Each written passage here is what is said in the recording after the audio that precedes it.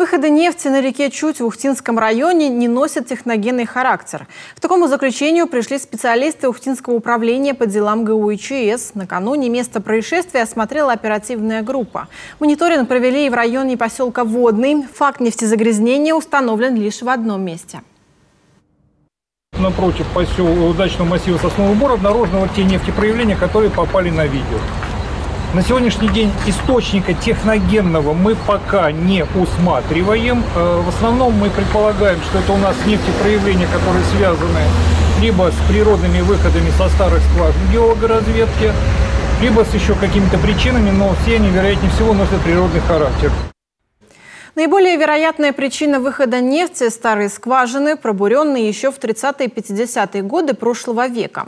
Сейчас они никому не принадлежат и почти каждую весну дают течь. Дополнительно акватории рек обследовали работники нефтяных предприятий.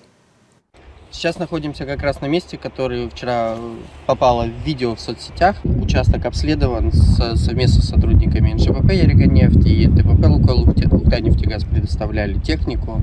Сначала сделали облет на вертолете, потом еще квадрокоптерами и окончательно посмотрели протяженность этого участка уже аэролодкой. Он локальный, то есть нету на всей протяженности реки, он порядка идет 150 метров. Работы ведутся по локализации и ликвидации, то есть выходов на нефть. А здесь затруднено все в том, что идет обильное таяние льда, и выход на лед сейчас очень опасен. Специалисты управления по делам ГУ и ЧС убедительно просят горожан не осматривать данный участок самостоятельно, поскольку лед тонкий, а также заверяют, угрозы для водоснабжения города загрязнения не несет. Вода, которая поступает для нужд населения Ухты, она не берется из реки, она берется из скважин. Поэтому угрозы для питьевого водоснабжения, для водоснабжения населения Ухты в связи с данным фактом она отсутствует.